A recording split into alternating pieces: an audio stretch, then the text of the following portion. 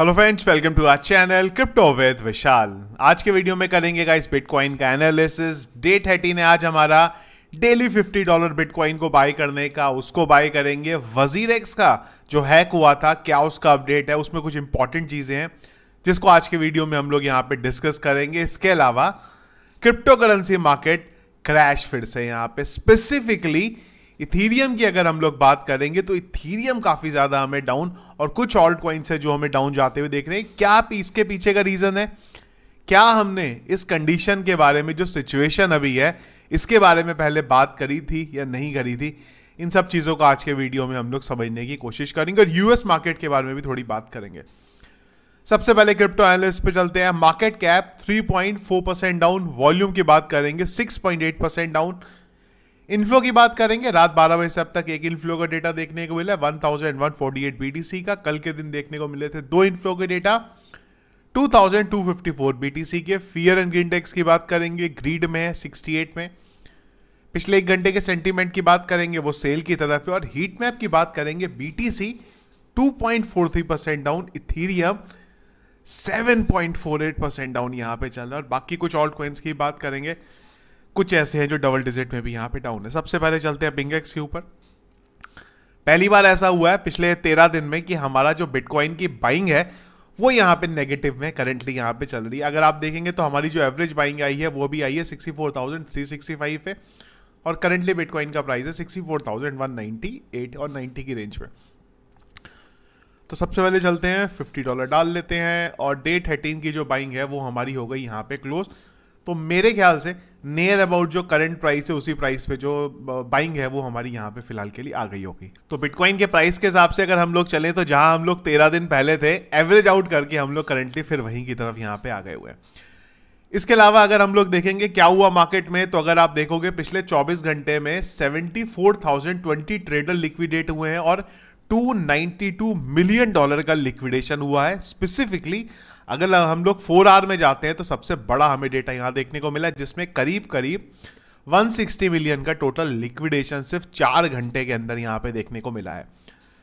Bitcoin की बात करेंगे गाइस, जब ये वीडियो बना रहा हूं मैं, बिटकॉइन का प्राइस है 64,170। और अगेन क्या ब्यूटीफुल, अगर आप देखोगे सपोर्ट ने यहां पे काम करा है, बिल्कुल एग्जैक्ट जिस सपोर्ट की हम लोग बात कर रहे थे 63,800 पे, एग्जैक्ट उसी जगह पे यहां पे सपोर्ट ने काम करा। इसके अलावा एक इंपॉर्टेंट चीज देखते हैं, वो हम लोग बिटकॉइन के डेली टाइम फ्रेम पे देखते हैं। तो अगर हम देखें जब बिटकॉइन का ETF आया था तब क्या हुआ था, इस चीज को समझना बहुत ज्यादा जरूरी है। तो ये वो टाइम था 11 जनवरी का जब बिटकॉइन का ETF आया था। और बिटकॉइन के ETF के बाद क्या हुआ था, अगर आप देखो ETF आया, और ETF के आने के बाद बिटकॉइन के प्राइस में करीब करीब 21 से 22% का डाउनफॉल देखने को मिला, जहां पे लोगों ने ये बोलना शुरू करा कि भाई ETF हो गया फेल, अब ETF से कुछ नहीं होने वाला, कुछ नहीं हुआ ETF का फायदा। और अगर हम लोग देखें कितने दिन तक ये जो डाउनफॉल था रहा यहां पे, इसमें अगर हम लोग यहां से देखें तो करीब करीब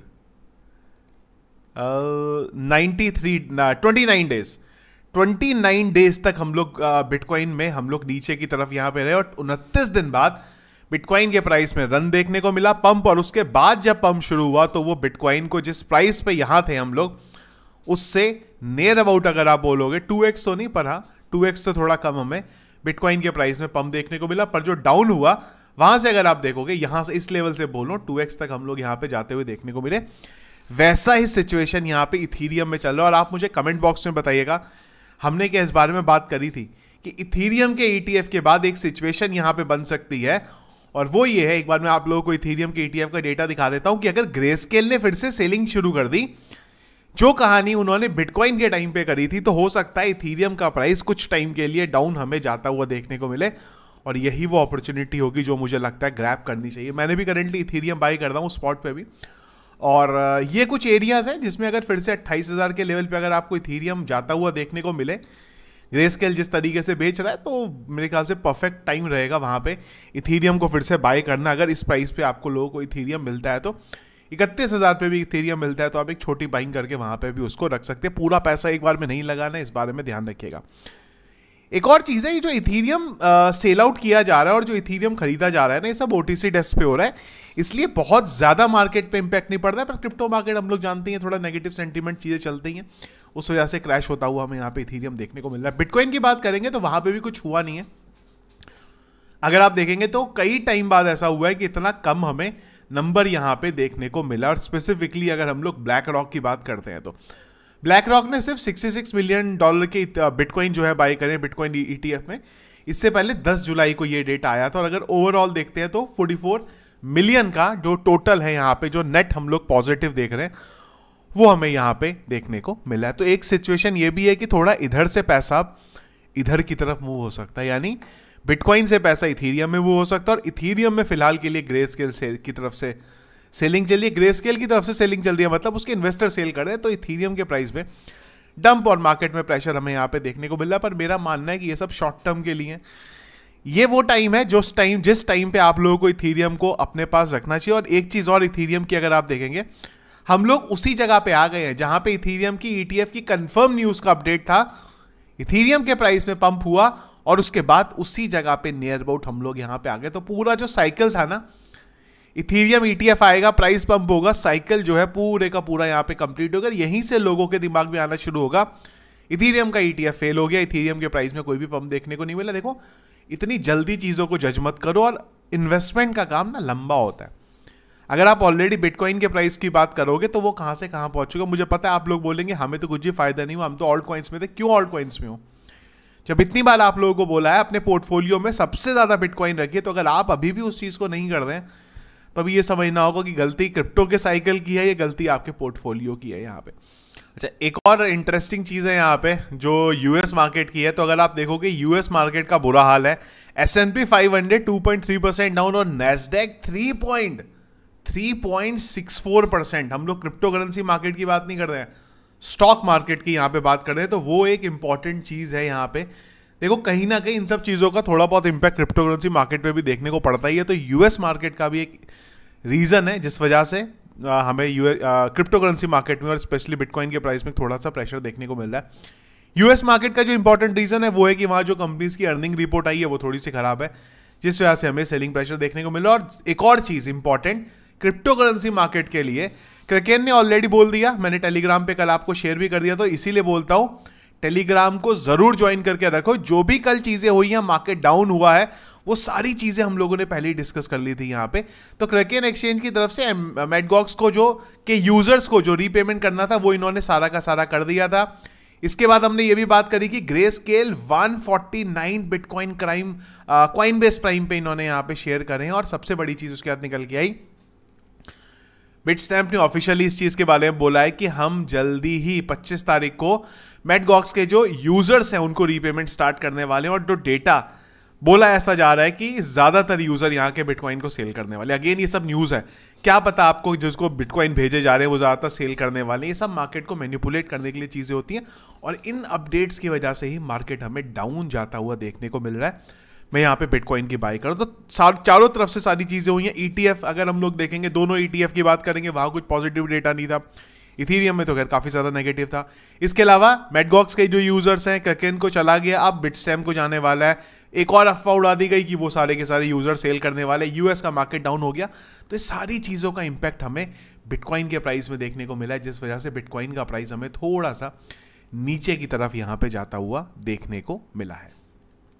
इसके अलावा एक बहुत इंटरेस्टिंग चीज़ है ये, और इस वजह से मैं आपको बोलता हूँ हर टाइम ना प्राइस मूवमेंट मत देखा करो। अरे यार बिटकॉइन का प्राइस नीचे चला गया, अब क्या होगा, ये क्या होगा। देखो एग्जाम्पल आप यहाँ देख रहे हो, सिर्फ कल के दिन में यूएस मार्केट से 1.1 ट्रिलियन डॉलर उड़ा है। जो मार्केट क्रैश हुआ उस वजह से बिटकॉइन की टोटल मार्केट कैप अगर हम लोग बात करते हैं तो 1.4 ट्रिलियन डॉलर की है। आप समझो इस चीज को, जितना यूएस के स्टॉक मार्केट में एक दिन का लॉस हुआ है, उतना क्रिप्टो की बिटकॉइन की मार्केट कैप है उतनी। तो अगर आप समझो इस चीज से कि कितना अर्ली आप स्टेज इस जगह पे हो, ये चीज़ें कई लोगों को अभी भी समझ में नहीं आती, उनको लगता है यार बिटकॉइन का प्राइस तो इतना ज़्यादा है, ये बिटकॉइन बाय करने को बोलते हैं। कई यूजर्स मुझे भी कमेंट करते हैं बिटकॉइन वाले तुम्हें रुपए देते हैं इस चीज़ को बोलने का, बिटकॉइन को बाय कर रहे यार, थोड़ा सा दिमाग लगाओ अपना वो रुपए देंगे इस चीज़ को बोलने का कि बिटकॉइन बाय करो। खैर, आप बहुत अभी भी अर्ली स्टेज पे हो। ये जिस प्राइस पे भी बिटकॉइन आपको मिल रहा है, ये 60,000, 50,000, 70,000, ये प्राइस बहुत कम है अगर आप लंबे ड्यूरेशन में इस चीज़ के बारे में देख रहे हो तो।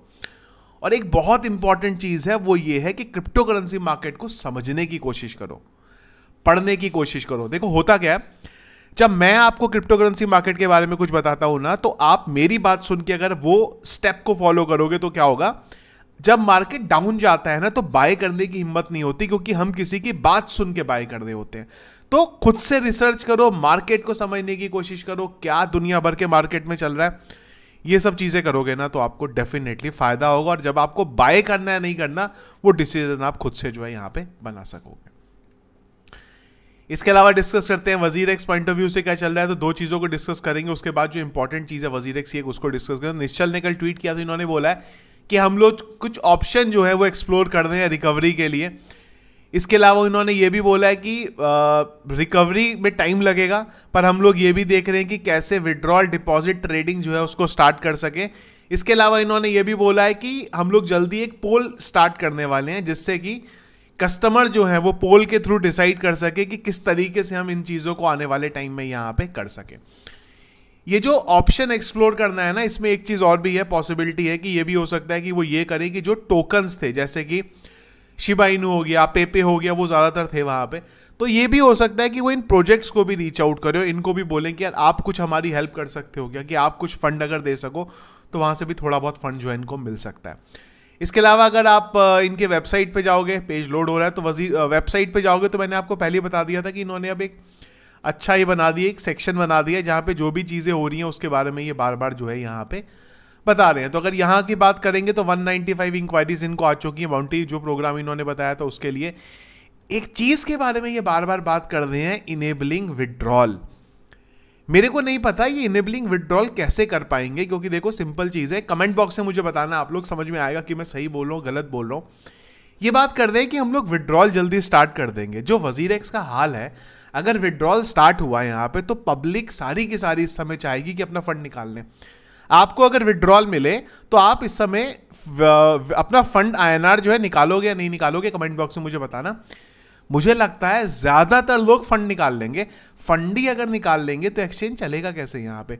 तो ये बोल तो रहे हैं कि हम लोग विड्रॉल पे बार बार काम कर रहे हैं यहाँ पे, पर अगर वो विड्रॉल इनेबल कर दिया और लोगों ने विड्रॉल निकाल लिया तो ये काम किस तरीके से कर पाएंगे, बड़ा क्रिटिकल है ये चीज़। तो पता नहीं सीरियसली बोल रहे हैं विड्रॉल पे हम काम कर रहे हैं, या फिर लिखने के डाल दिया है खाली भाई हम लोग विड्रॉल पे यहाँ पे काम करते हैं। आप लोगों को ओपिनियन ज़रूर इस बारे में मुझे कमेंट बॉक्स में बताइए, क्योंकि बहुत इंपॉर्टेंट चीज़ है ये। विड्रॉल कर पाना करंटली इतना ईजी है नहीं। 50% फंड बचा हुआ है और लोग इन्हीं फटाफट चीज़ों को निकाल के फंड निकालना शुरू कर देंगे यहाँ पे, तो बड़ा इंपॉर्टेंट है यहाँ पे। तो ये थे कई अपडेट्स करंटली जो चल रहे हैं क्रिप्टो करेंसी मार्केट में। इसके अलावा कुछ और अगर दिन भर में इंपॉर्टेंट अपडेट रहा, कल भी अगर आप लोगों ने टेलीग्राम ज्वाइन किया होगा तो आप लोगों को टाइम से पहले चीज़ें समझ में आ रही होंगी कि क्या हो रहा है यहाँ पे। टेलीग्राम को जरूर ज्वाइन कर रखो, क्योंकि जो भी क्विकली अपडेट आता है ना, सबसे पहले टेलीग्राम पे आप लोगों को दिया जा सकता है। तो लिंक वीडियो के डिस्क्रिप्शन पे आप लोगों को मिल जाएगा। इथीरियम ETF में ये जो ग्रे स्केल ने करा है, कमेंट बॉक्स में जरूर बताना हम लोगों ने इसको डिस्कस किया था या नहीं किया था। वीडियो पसंद आया इसको लाइक और शेयर जरूर कीजिएगा। चैनल में अगर आप नए हैं, फर्स्ट टाइम वीडियो देख रहे हैं, जरूर चैनल को सब्सक्राइब कर लीजिएगा। Thank you friends.